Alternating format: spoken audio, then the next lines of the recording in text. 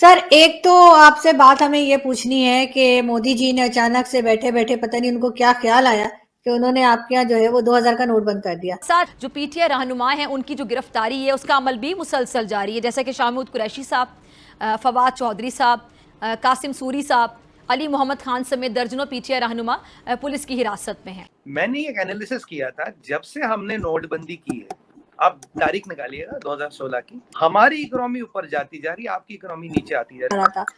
तो पहली बात यह है कि जो उनको रेड कारपेट प्रोटोकॉल या जो एहतराम दिया गया है, अब आपको इस तरह की खबरें अक्सर मिले। एक तो इंडिया के प्राइम मिनिस्टर वो पहुंचे हैं जापान G7 समिट में शिरकत करने के लिए और वहां पर उनको रेड कारपेट वेलकम दिया गया।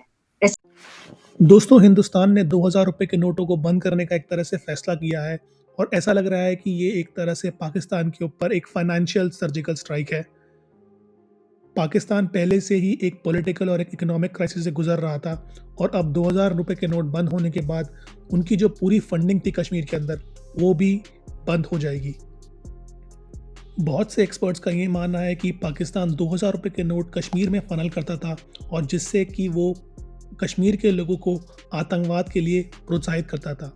अब अगर 2000 रुपए के नोट बंद हो जाएंगे तो पाकिस्तान के पास 2000 रुपए के नोट के जितने भी रिजर्व्स हैं वो सारे कागज़ बन जाएंगे। ऐसा लगता है कि हिंदुस्तान ने पाकिस्तान के ऊपर अपनी आखिरी चाल भी चल दी है और अब पाकिस्तान को बचाना बड़ा मुश्किल हो जाएगा। पाकिस्तान इस बात को जानता है कि हिंदुस्तान ने ये कदम सिर्फ करप्शन रोकने के लिए नहीं बल्कि पाकिस्तान के फंडिंग रोकने के लिए भी उठाया है। ऐसा लग रहा है कि पाकिस्तान के जितने भी फाइनेंशियल सोर्सेज हैं उन सभी के ऊपर एक तरह से पूरा ब्लॉकेड लग चुका है। एक तो ये चीज पता लगी और आपको इसका एक और एंगल बताऊं।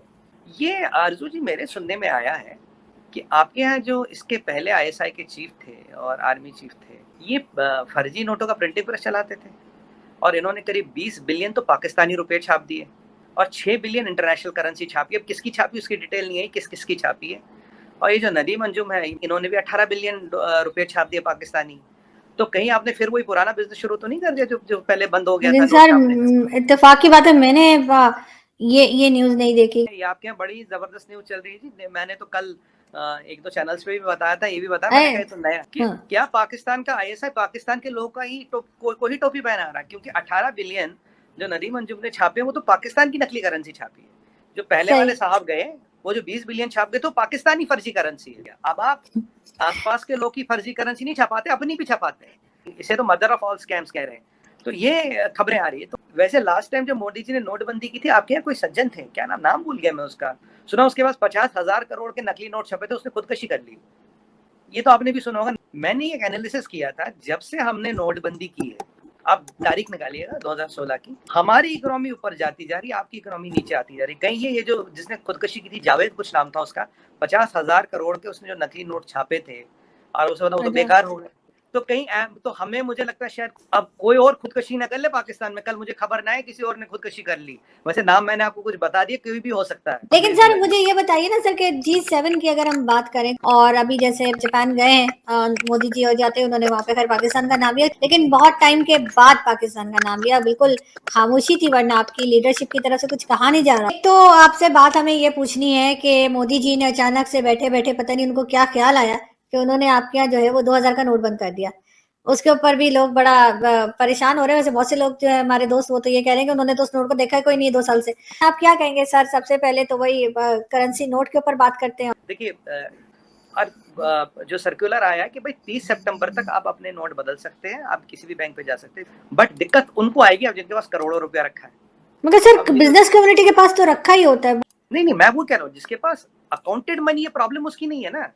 मान लीजिए मेरे पास 1 करोड़ रुपया भी रखा, अगर ये अकाउंटेड है, ये मैंने विड्रॉ किया, यहाँ से आया, I can go and deposit in my bank, उसमें कोई दिक्कत नहीं है। बट अब मेरे पास कैश रखा, अनअकाउंटेड कैश, जिनके पास करोड़ों रुपया अनअकाउंटेड या ब्लैक का पैसा रखा है, कैश में रखा, तो ऐसे लोग जो है, जो ऐसे शक्तियां हैं, जो ऐसे महानुभाव है, तकलीफ उनको हो रही है।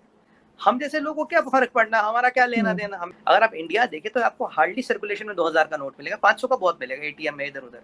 अब ये 2000 के नोट कहीं तो गए थे ना, किसी जितने छपे थे मार्केट में गायब हो गए, कहाँ गए? किसी ने तो अपने पास रखे हैं ना। तो अब दिक्कत उनको होगी। अब बैंक में जमा कराओगे तो इनकम टैक्स वाले भी पूछेंगे, सब पूछेंगे कहाँ है, क्यों है, कहाँ से आया, किसने दिया। एक तो इंडिया के प्राइम मिनिस्टर की तरफ से पाकिस्तान के ऊपर एक स्टेटमेंट आई है, वो पहुंचे हैं जापान G7 समिट में शिरकत करने के लिए और वहां पर उनको रेड कारपेट वेलकम दिया गया, रिसेप्शन दिया गया और बड़ी इसकी धूम मची हुई। और उसी के साथ उन्होंने पाकिस्तान के हवाले से उन्होंने ये कहा है कि पाकिस्तान के साथ हम बायलैटरल नॉर्मल रिलेशंस रखना चाहते हैं, जैसे नेबरिंग कंट्रीज के बीच होते हैं, और कॉन्ड्यूसिव एनवायरनमेंट डिपेंड करता है पाकिस्तान पर, जो कि आप हालात वगैरह दहशतगर्दी चलती रहती है, वो उसकी उन्होंने बात की। तो पहली बात यह है कि जो उनको रेड कारपेट प्रोटोकॉल या जो एहतराम दिया गया है, अब आपको इस तरह की खबरें अक्सर मिलेंगी। ये मैं काफ़ी अरसे से जिक्र कर रहा हूँ गुज़श्ता 4-5 सालों से, कि जो कोई खबर नहीं रहेगी कि जी फलां फोरम पे इंडिया को ये प्रोटोकॉल मिल गया, फलां फोरम का इजलास इंडिया में हो गया, क्योंकि वो मैंने पहले अर्ज की थी कि इंडिया जो है ना, एक सीलिंग जो होती है किसी भी मुल्क या पर्सन फॉर दैट पर्पज, उसको वो तोड़ चुका है। और वो अब इस इंटरनेशनल इम्पोर्टेंट जो क्लब है उसका मेंबर है। अब उसकी मुख्तलिफ जो है ना जेते हैं, कहीं ये G7-8 है, कहीं G20 है, या इस तरह के बेशुमार ऐसे रीजनल और इंटरनेशनल ग्रुपिंग्स हैं जिसमें कि उनका अपना एक मामला बन गया है। तो इसको अब खबर आप ना समझें, बल्कि ये इंडिया की जो अचीवमेंट्स हो रही हैं स्टेप बाय स्टेप, उनके में इजाफा हुआ है।